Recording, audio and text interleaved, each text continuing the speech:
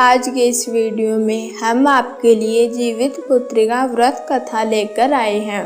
जीवित पुत्रिका का व्रत अर्थात जितिया व्रत अश्विन माह की कृष्ण पक्ष की अष्टमी तिथि को मनाया जाता है। जीवित पुत्रिका व्रत में माताएं अपनी संतानों की सुरक्षा और स्वास्थ्य के लिए पूरा दिन और पूरी रात तक निर्जला उपवास करती है। ये सबसे कठिन व्रतों में से एक है। अश्विन माह की कृष्ण पक्ष की सप्तमी से नवमी तक जीवित पुत्रिका व्रत किया जाता है। सप्तमी का दिन नहाए खाए के रूप में मनाया जाता है।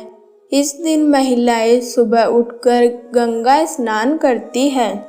अगर किसी के आसपास गंगा नहीं है तो आप नहाने के पानी में गंगा जल की कुछ बूंदें डालकर स्नान करके भी पूजा का संकल्प ले सकते हैं।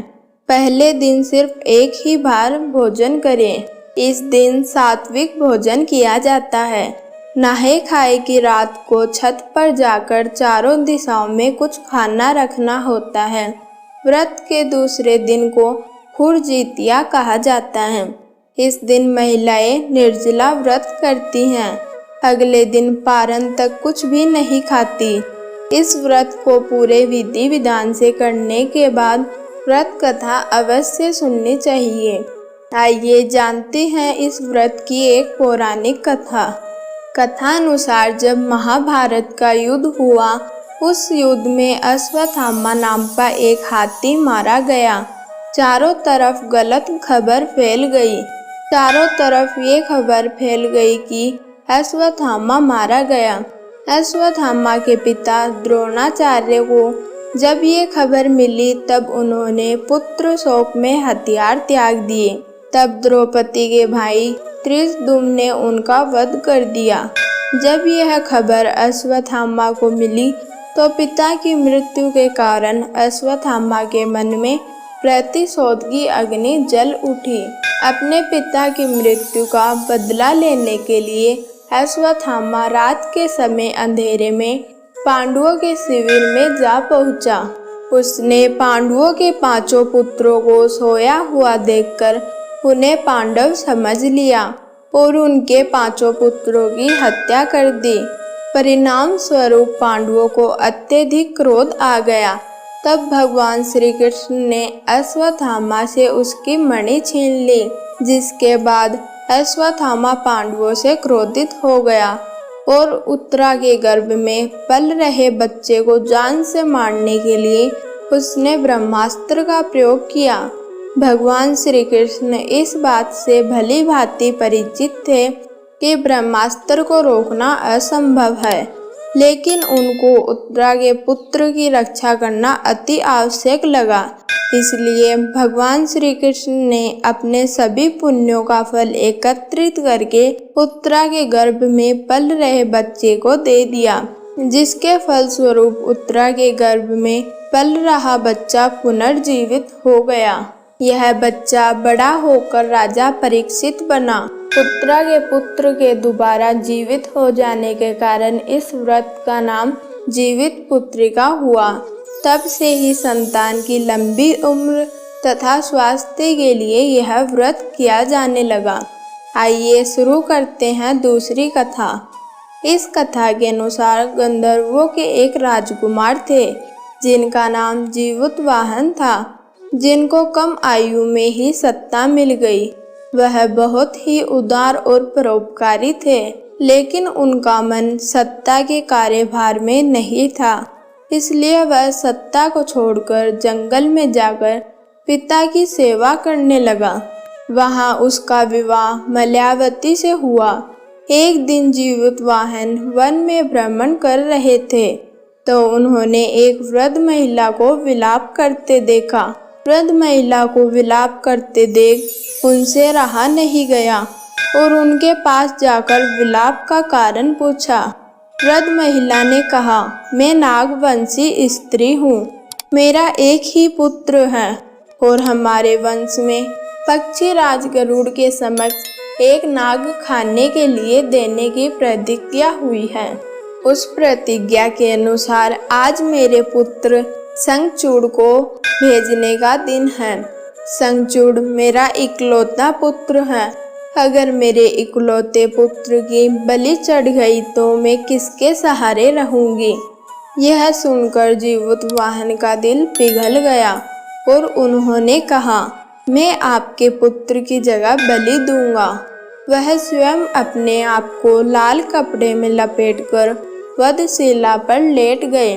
पक्षीराज वहां आकर लाल कपड़े में लिपटे जीवतवाहन को पंजे में जकड़कर ले गए और पर्वत के शिखर पर जाकर बैठ गए। पक्षीराज गरुड़ यह देखकर आश्चर्यचकित रह गए कि उन्होंने जिसे अपने चंगुल में जकड़ा है उसकी आँख से आंसू और मुंह से आहट तक नहीं निकल रही है। फिर उन्होंने जीवतवाहन से उसका परिचय पूछा। गरुड़ जी के पूछने पर उन्होंने अपनी सारी बात बताई। बात सुनकर गरुड़ जी हैरान हो गए। गरुड़ जी इस बात को देखकर और उनकी बहादुरी को देखकर प्रसन्न हो गए और जीवतवाहन को जीवन दान दे दिया और यह आश्वासन भी दिया, आगे से मैं नाग नहीं खाऊंगा। इस प्रकार एक माँ के पुत्र की रक्षा हुई।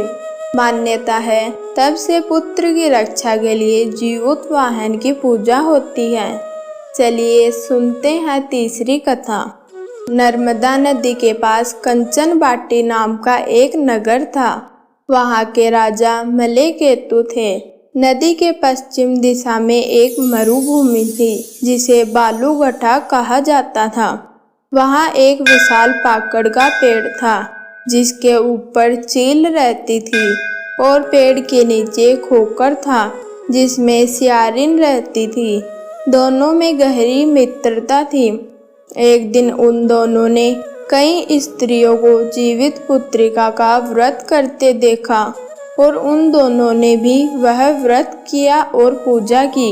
व्रत के दिन उस नगर के बड़े व्यापारी की मृत्यु हो गई और उसका दाह संस्कार वहीं मरुस्थल पर किया गया। दिन बीत गया और रात हुई। तब सियारिन को तेज भूख लगी। मुर्गा देखकर वह खुद को रोक नहीं पाई और उस व्यापारी के जले शरीर को खा गई। वहीं पर उसका व्रत टूट गया, लेकिन चील ने संयम रखा और व्रत पूरा किया। अगले जन्म में दोनों सहेलियों ने एक ब्राह्मण के घर कन्या के रूप में जन्म लिया। चील बड़ी बहन बनी जिसका नाम शीलवती रखा गया।